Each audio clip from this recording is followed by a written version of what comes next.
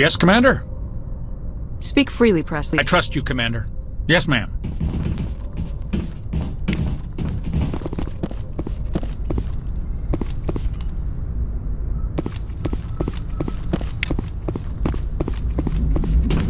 I prefer gold to silver, you know, for my medal. I figured you'd recommend me for one since I, pulled your boots out of the fire. If we present you with a medal, you'll end up sitting on stage listening to politicians make speeches for a couple of hours. That's a good point. They'd probably make me shave, too. I spent the last 7 weeks working on this baby. No medal's worth that. So, Commander, why don't you tell me why you're really here? I like to know my crew. Mind if I ask you a few questions? I get top of my... What do you... Alright, see ya.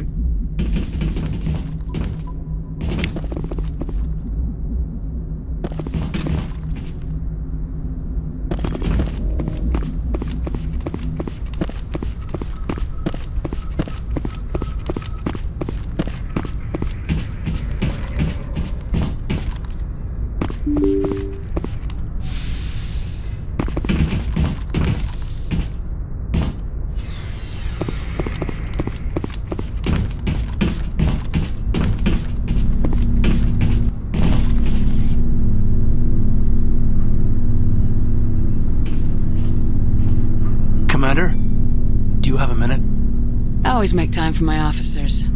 Off the record, I think there's something wrong here. This Saren is looking for records on some kind of galactic extinction, but we can't get backup from the Council? Sorry, Commander. There's writing on the wall here, but someone isn't reading it. The Council doesn't want to believe anything's wrong. I'd call it human nature, but... I hear you. It just seems like a group that's been around as long as the Council should see this coming. I mean, it's funny, we finally get out here, and the final frontier was already settled. And the residents don't even seem impressed by the view. Or the dangers. Well, well. You're a romantic. Did you sign on for the dream, Malenko? Secure a man's future in space? Yeah, I read a lot of those books when I was a kid, where the hero goes to space to prove himself worthy of a woman he loves, or, you know, for justice. Or maybe I was a romantic in the beginning, but I thought about it after brain camp. Biotic acclimation and temperance training. I'm not looking for the dream. I just want to do some good. See what's out here. Sorry if I got too informal. Protocol wasn't a big focus back in Bot. Tell me about it. Biotic acclimation and temperance didn't last past the airlock. To the kids they hauled in, it was brain camp. Sorry, hauled in is unkind. We were encouraged to commit to an evaluation of our abilities so an understanding of biotics could be compiled. There are worse results of accidental exposure to Element Zero in the womb. Beats the brain tumors some kids grew up with. Is there some question about how you were exposed? My mother was downwind of a transport crash. It was before there were human biotics, a little after the discovery of the Martian ruins. It only gets iffy around 63 when Kinetics was running out of first-gen subjects. Until then, they'd relied on accidentals. A bunch of guys in suits show up at your door after school, and next thing you know, you're out on Jump Zero. Jump Zero is Gagarin Station, right? What's it like? Yeah, that's the official name. Biggest and farthest facility we had for decades, right on the termination shock, the outer edge of the solar system. It's where they did all the Goose Chase FTL research before we caught on to using mass effect fields. It was a sterile research platform when I was there. There were other kids in the same boat, right? At least you weren't alone out there. That's true. We did have a little circle that'd get together every night before lights out. We didn't have much to do, though. It was a research platform then, and Kinetics kept Jump Zero off the extranet to prevent leaks. Then you must have had plenty of time to get to know each other. Yeah, we'd sit around and bull every night after dinner, play cards or network games. There was this girl named Rana, who had a little circle grow up around her. She was from Turkey. Her family was very rich, but she was smart and charming as hell. Beautiful, but not stuck up about it. Like you, I guess. Ma'am. Sounds like she was special to you. She was. Maybe she felt the same. But things never felt together. Training, you know. You know of any intentional exposures for certain? No one knows. Doesn't mean they didn't happen. As big as the exposures were, it was hard to track down accidentals. It was different then. No one knew the potential, so there wasn't a lot of regulation. Anything Kinetics did was gold. I'm not saying they intentionally detonated drives over our outposts, but in retrospect, they were damn quick on the scene. Jump Zero's a long way from home. What was it like? The grand gateway to humanity looks a lot better in the vids. Anyway, this was supposed to be a casual debrief, not a bull session about stuff that happened years ago. We have to depend on each other in combat. I like knowing what kind of man I have at my back. I understand, ma'am. I won't let you down. You, make a habit of getting this personal with everyone? Of course, but I don't enjoy it with everyone. We'll talk again later. I'll need some time to process that, Commander. But, yeah, I'd like that.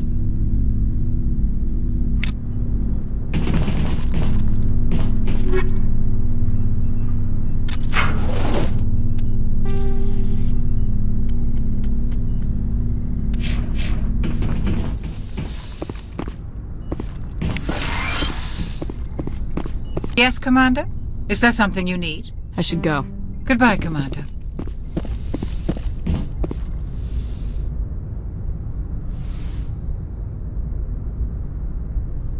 Commander, are you coming to check up on me? You look much better. How are you feeling? Dr. Chakwas assures me I am going to be fine. I was impressed with her knowledge of Asari physiology. You're in good hands. Dr. Chakwas knows what she's doing. I never properly thanked you for saving me from the Geth, Commander. If you hadn't shown up, I'm just glad we got there in time. So am I. I know you took a chance bringing me aboard this ship. I have seen the way your crew looks at me. They do not trust me. But I am not like Benezia. I will do whatever I can to help you stop Saren. I promise. Don't worry, Liara. I trust you. I know you won't let me down. It means a lot to hear you say that, Commander. Thank you. Tell me about yourself, Liara. Me? I am afraid I am not very interesting, Commander. I spend most of my time on remote digs, unearthing mundane items buried in long-forgotten Prothean ruins. Sounds dangerous. And lonely. Sometimes I would run afoul of indigenous life forms or stumble across a small band of mercenaries or privateers. But I was always careful. Until the Geth followed me to Artemis Tau, I never found myself in any situation my biotics could not handle. As for the solitude, well, that is one aspect that most appealed to me. Sometimes I just need to get away from other people. You don't like other people? I suppose it comes from being a matriarch's daughter. People expected me to follow in Benezia's footsteps. They wanted me to become a leader of our people. Matriarchs guide their followers into the future. They seek the truth of what is yet to come. Maybe that's why I became so interested in the secrets of the past. It sounds so foolish when I say it out loud. It sounds like I became an archaeologist simply to spite Benezia. All children rebel against their parents. It's a natural part of growing up. Aha, you share the wisdom of the matriarch, Shepard. That is exactly what Benezia said when I told her of my decision. But there was more to it than that. I felt drawn to the past. The Protheans were these wondrous, mysterious figures. I wanted to know everything about them. That is why I find you so fascinating. You were marked by the beacon on Eden Prime. You were touched by working Prothean technology. Sounds like you want to dissect me in a lab somewhere. What? No, I did not mean to insinuate. I never meant to offend you, Shepard. I only meant that you would be an interesting specimen for an in-depth study. No, that's even worse. Calm down, Liara. I was only joking. Joking? Oh, by the goddess, how could I be so dense? You must think I am a complete and utter fool. Now you know why I prefer to spend my time in the field with data disks and computers. I always seem to say something embarrassing around other people. Please, just pretend this conversation never happened. I'd like to know more about the Asari. We were the first species to discover the Citadel. We were instrumental in forming the Council, and we always strive to be the voice of peaceful cooperation in galactic disputes. My people believe we are all part of a single galactic community. Each species contributes something to the greater whole. Although we seek to understand other species, it seems few of them seek to understand us. The galaxy is filled with rumors and misinformation about my people. Like what? Most of the inaccuracies are centered around our mating rituals. My species is monogendered. Male and female have no real meaning for us. We still require a partner to reproduce. This second parent, however, may be of any species and any gender. I don't understand. Your species can mate with anyone? Mating is not quite the proper term, not as you understand it. Physical contact may or may not be involved, but it is not an essential element of the union. The true connection is mental. Our physiology allows us to meld with other beings. We can touch the very depths of their minds. We explore the genetic memory of their species. We share the most basic elements of their individual and racial identities. We then pass these traits on to our daughters. It is how we learn to grow as a species and how we develop a greater understanding of other races. What happens to your partner after the union? Every relationship is different. Some unions are a single encounter with both parents parting ways afterwards. Others can be more long-term. Sometimes an Asari and her partner will stay together for many decades. You Asari live for 1,000 years. What happens when your partner dies? Few sapient species live as long as my kind. We have learned to take a philosophical approach to our unions. We do not focus on the inevitable loss of our partners. Instead, we enjoy the time we spend with them. And even after they're gone, a part of them lives on in us. The union is a connection that transcends both time and space. Do you know who Matriarch Benezia chose as her partner? She rarely spoke of her partner. Though I know my father, if you want to use that term, was another Asari. I thought you always needed another species to serve as one of the parents. Think about it, Shepard.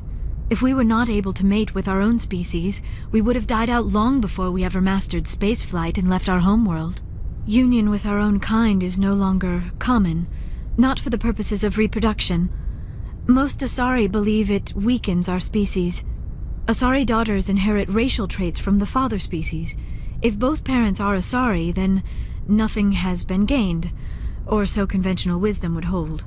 I am what is sometimes called a pureblood, though no Asari would ever be cruel enough to say the word to my face. It is a great insult among my people. It is possible Benezia's partner was embarrassed by their union. She may have been too ashamed to publicly acknowledge me as her offspring. Maybe she wanted to meet you but couldn't. Something could have happened to her. Maybe she passed away. You might be right. I hope you are. But I have no way to know for sure. Benezia never spoke of her partner. Whatever happened, it caused her too much pain to dwell on it. She raised me by herself, though that is not uncommon. Many Asari raise their children alone, particularly if the father species is short-lived. Often the partner will pass on long before the child reaches maturity. I should go. Goodbye, Shepard.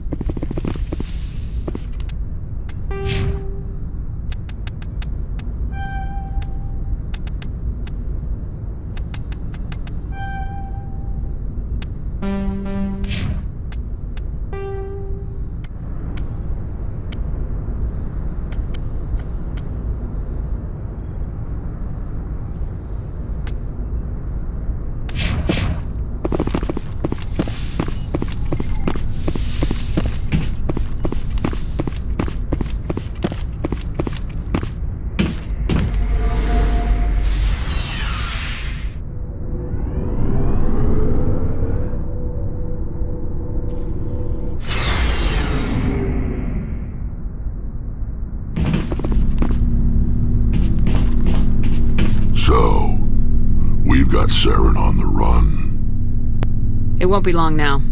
Saren's good, but I'm better. Good. He's rotten. To the core. I could tell as soon as I met him. Why didn't you tell me this sooner? I would have if I thought it was important. I'll decide what's important. Now tell me how you know Saren. This was a while ago. A bunch of mercs were bragging about a job out near the edges of the Terminus systems. They said it paid well and the boss was never around to ride them. They said he was looking for more men, too. So I checked it out. I didn't know Saren was openly recruiting mercs. It wasn't that open, and he only showed his face once. We'd been raiding ships in the area for months when we took out this massive cargo freighter. Our biggest haul yet. I was on board checking bodies for valuables, looking for some extra credits. That's when I saw him. What did Saren want with the ship? I don't know what he wanted. He was just moving through the ship, watching. Couple of the mercs called him by name, but he never spoke to them. Never spoke to anyone. I had a really bad feeling about him, so I got the hell out. Didn't even wait to get paid. What kind of cargo was the freighter carrying? What was Saren after? I don't know. All I saw on that ship was food and medical supplies. There were some basic weapons, but nothing big. If there was anything of value on that ship, I didn't see it. That's why I didn't mention it sooner. Whose ship was it? There was a Volus trading vessel. Big one. Lots of guards. But they were no match for us. That's the only time you saw him? Yeah.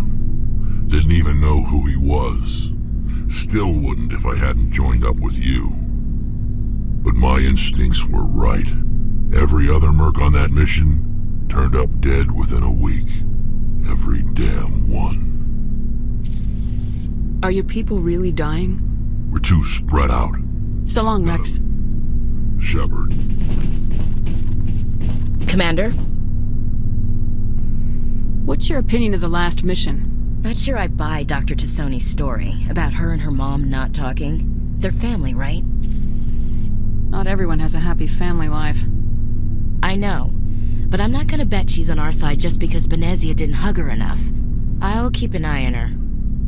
Too bad those ruins got destroyed. I mean, they lasted thousands of years. That's impressive. Do you have a few minutes to talk? One-on-one? Sure, I was hoping to get a minute of your time. Off the record. I keep an open door policy. If you have any concerns, lay them on me. All right. I know things are different aboard the Normandy, but I'm concerned about the aliens, Vicarian and Rex. With all due respect, Commander, should they have full access to the ship?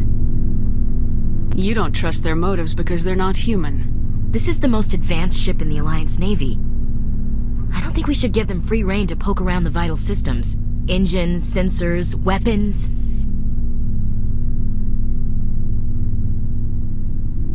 You don't trust the Alliance's allies? I'm not sure I'd call the Council races allies. We, humanity, have to learn to rely on ourselves. How do you get from relying on ourselves to mistreating our allies? I don't mean we should mistreat them, Commander. I just think we should be prepared to go it without them. As noble as the Council members seem now, if their backs are against the wall, they'll abandon us. I don't see that as inevitable.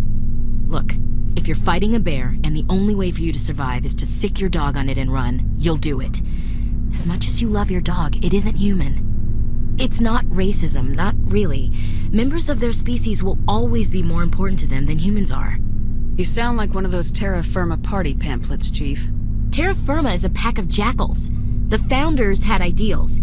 These days they just play off xenophobia and bigotry.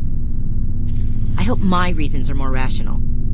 My father, grandfather, great-grandmother, they all picked up a rifle and swore the oath of service. I guess we just tend to think of Earth's interests as our own. All right, I can see where your concerns are coming from, Williams. But this is a multilateral mission. You're gonna have to work with aliens, like it or not. It won't be a problem, Commander. You say jump, I say how high. You tell me to kiss a Turian, I'll ask which cheek. I don't think kissing Turians will be necessary. You never know, Commander. Do you have a few minutes to I'm talk? sorry, Commander. I wouldn't mind talking more later, though. Ma'am.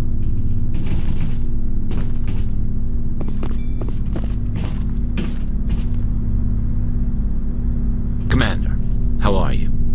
Why did you want to be a C-Sec officer in the first place? That's a good question. There were several reasons, I guess. Like what? Probably the same as most officers. I wanted to fight injustice, wanted to help people. I guess my father had something to do with it too. He was C-Sec, one of the best.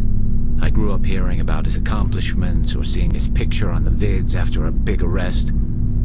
He's taking my resignation pretty hard. That's tough. But you'd think he'd be impressed you're going after Saren. My father's a C-Sec man to the bone. Do things right or don't do them at all, he says.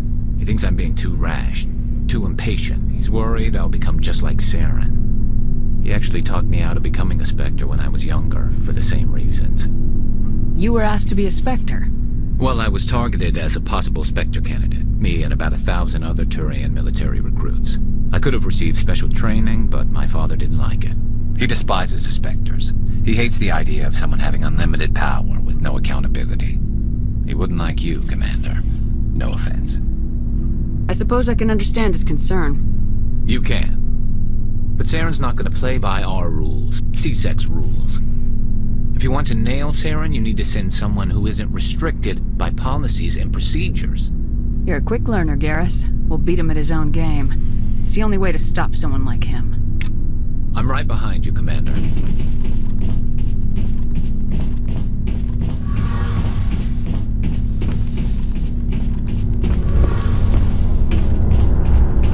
Oh, hello, Shepard. Are you okay? I don't know. Your ship is amazing, and your crew's been really great to me, especially your chief engineer. But I just sort of feel out of place. The Normandy runs so smooth it feels like we're not even moving, and the engines are so quiet. How do you sleep at night? Silence wakes you up? Back on the flotilla, the last thing you want to hear is silence. It means an engine's died or an air filter shut down. I guess you don't have to worry about that here. But old habits die hard. But it's more than just the silence. This ship feels so empty. It's like half the crew is missing. Back home, I couldn't wait to go on my pilgrimage. I couldn't wait to get away from the crowds.